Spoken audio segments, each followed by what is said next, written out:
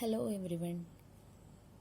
In our last classes, we have already explained colligative properties. Colligative properties are properties of dilute solutions.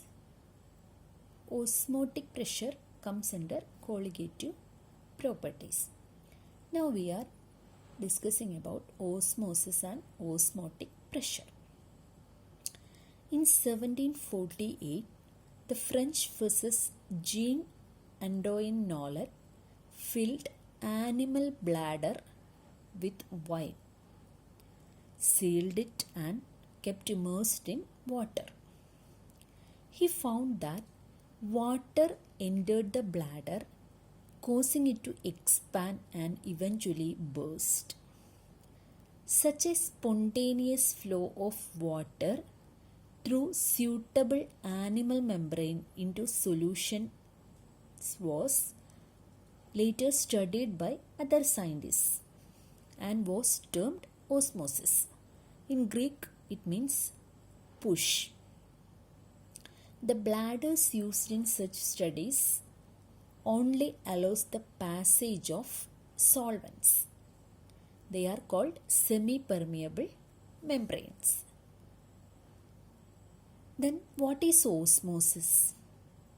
Osmosis is the net spontaneous flow of the solvent molecules through a semi-permeable membrane from the pure solvent into a solution, or from a less concentrated solution to a more concentrated solution. That means when we are separated a solution and a solvent by semi-permeable membrane, the semi-permeable membrane may allows the passage of solvent from solvent to solution or solution to solvent. But the major flow occurs is from solvent to solution. The solvent molecules penetrates through the semi-permeable membrane to the solution. This spontaneous flow is known as osmosis. This can be illustrated by a simple experiment. Here the thistle funnel, mouth of the thistle funnel is covered by a semi-permeable membrane like pig bladder or egg membrane, etc. And this is inverted and filled with sugar solution and kept immersed in a water taken in a beaker. On keeping, we can see that the liquid level in the thistle funnel get increased. That means the water from the beaker diffuses through the semi-permeable membrane to the solution. This is a simple illustration of osmosis.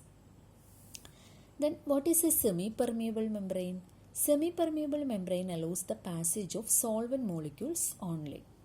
Natural semi-permeable membranes are egg membrane, pig's bladder, and a large number of plant and animal membranes are semi-permeable membranes. Nowadays, artificial semi-permeable membranes are also used. These are prepared by depositing copper ferrocyanide or calcium phosphate in the walls of porous pots. And this osmosis continues when there is an excess pressure get created on the solution side. This pressure is known as osmotic pressure. When this osmotic pressure created on the solution side, osmosis stops. Then what is osmotic pressure? Osmotic pressure is the minimum excess pressure applied to the solution in order to prevent osmosis. In order to prevent osmosis means when the osmotic pressure setups on the solution, then the flow of solvent molecules through semi-permeable membrane from solvent to solution stops. Okay. Osmotic pressure is the minimum excess pressure applied to the solution in order to prevent osmosis.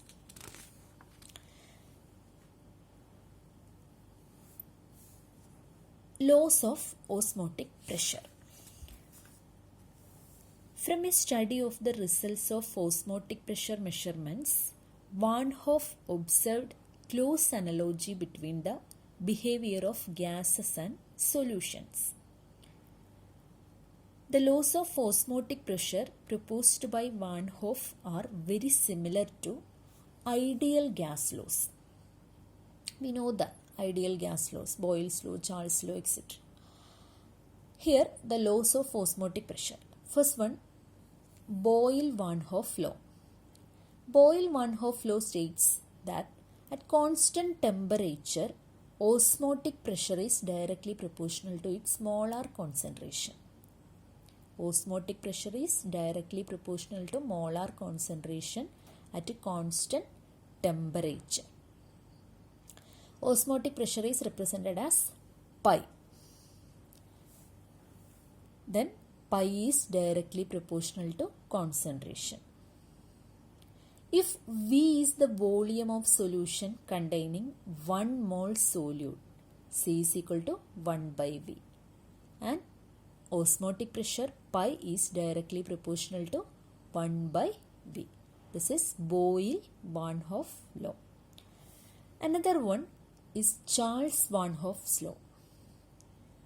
Charles-Van Hoff's law states that at constant concentration, osmotic pressure pi is directly proportional to temperature in Kelvin or Kelvin temperature. That is, pi is directly proportional to T. On combining Boyle-Van Hoff's law and Charles-Van Hoff's law, that means equations 2 and 3, we get pi is directly proportional to T by V, or pi V is directly proportional to T. Then on introducing proportionality constant, we get pi V is equal to St. S is proportionality constant, which is known as solution constant. If n moles are present in volume V, then the equation becomes pi V is equal to Nst. N is number of moles, S is solution constant, T is temperature, and pi osmotic pressure, V volume of the solution. From the experimental results, Van Hoff showed that the solution constant S is approximately equal to the universal gas constant R. Then the equation pi V becomes pi V is equal to nRT. This equation is known as Van Hoff equation for dilute solutions, or Van Hoff equation for osmotic pressure, or Van Hoff osmotic pressure equation. What is Van Hoff osmotic pressure equation? Pi V is equal to nRT.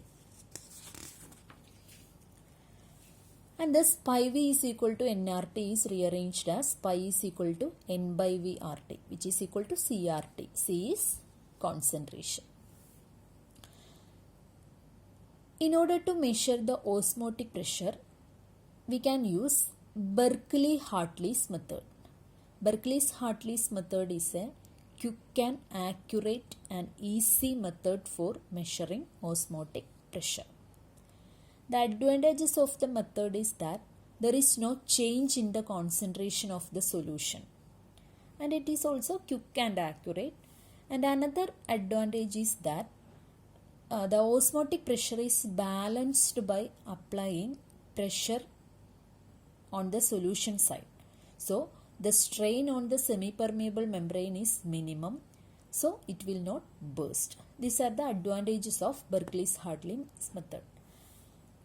The Berkeley-Hartley's apparatus is as shown in this figure. The middle portion is a porous cell containing pure solvent. Here the pure solvent is water. It is kept immersed in a large case made up of gunmetal. It contains the solution. There is a piston and pressure gauge is connected to solution side. And this is the capillary tube. This is the water reservoir. Here we are applying a pressure in order to keep the water level or liquid level on the capillary tube kept constant, we are applying a pressure on the solution side in order to keep the liquid level on the capillary in a steady state. And this pressure from the or the applied pressure is measured from the pressure gauge. This is the osmotic pressure. Okay.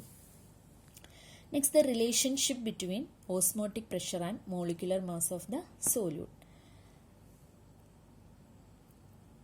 Van Hoff's equation for osmotic pressure is pi v is equal to nRT. N is number of moles of the solute. Number of moles of the solute, N is equal to mass of the solute divided by molar mass of the solute or molecular mass of the solute. Then pi v is equal to W by M into RT. On rearranging this equation, we get M is equal to WRT by pi v. This M is the molecular mass of the solute. From this equation, we can calculate the molecular mass by measuring the osmotic pressure, or by knowing the osmotic pressure, we can calculate the molecular mass of the solute. Then the osmotic pressure measurement, or by using the value of osmotic pressure, we can determine the molar masses of polymers or molar masses of macromolecules like proteins, peptides, etc. If W gram of protein of molecular mass M is present in V liter of the solution at T Kelvin, using Van Hoff osmotic pressure equation, we know that pi v is equal to W by mRT. On rearranging, we get pi is equal to W by V into RT by M. W by V is C, that is weight per volume, that is concentration in gram per liter. On rearranging, we get pi by C is equal to RT by M. On applying the limiting condition, the limiting condition is that concentration is 0. When limit C tends to 0, pi by C is equal to RT by M. On rearranging, we get M is equal to RT by pi by C in the limit 0. M is molecular mass of the polymer. On plotting pi by C against C, that means we are measuring the osmotic pressure of the solutions at different concentrations and plotting pi by C against C. We get a straight line. On extrapolating it to the y-axis, we get the limiting value of pi by C at infinite dilution. Infinite dilution means at 0 concentration. This measurement is done using this osmometer setup. It contains a glass or steel chamber which is connected to graduated capillary, and it supported on porous support and kept immersed in solvent. The glass or steel membrane is filled with the polymer solution. On keeping this in the solvent, there is a rise in the capillary. We are measuring the rise in the capillary. This rise is connected to osmotic pressure by the equation pi is equal to H dg or H rho g. Pi is osmotic pressure, H is the rise in the capillary tube, d or rho is the density of the solution, and g is gravitational constant. And using this pi value, pi by C is plotted against C at various concentrations, and on extrapolating to y-axis, we get the pi by C at the limit 0, and using this equation, m is equal to RT by pi by Z0, we can calculate the molecular mass of or molar mass of the polymer. Okay. If two solutions having the same osmotic pressure at same temperature, such two solutions are known as isotonic solution. These isotonic solutions have same molar concentration and also there is no osmotic flow when they are separated by a semi-permeable membrane.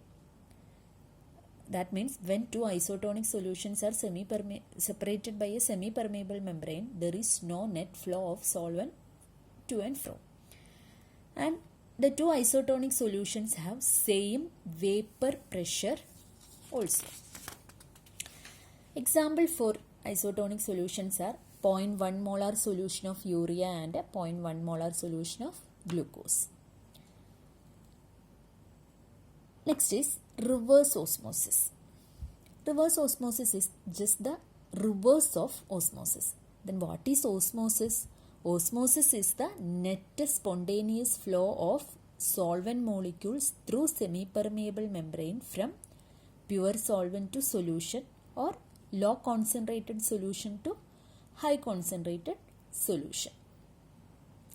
When we are applying a pressure, external pressure greater than osmotic pressure on the solution side, the net spontaneous flow of solvent from solution to pure solvent or more concentrated solution to less concentrated solution takes place.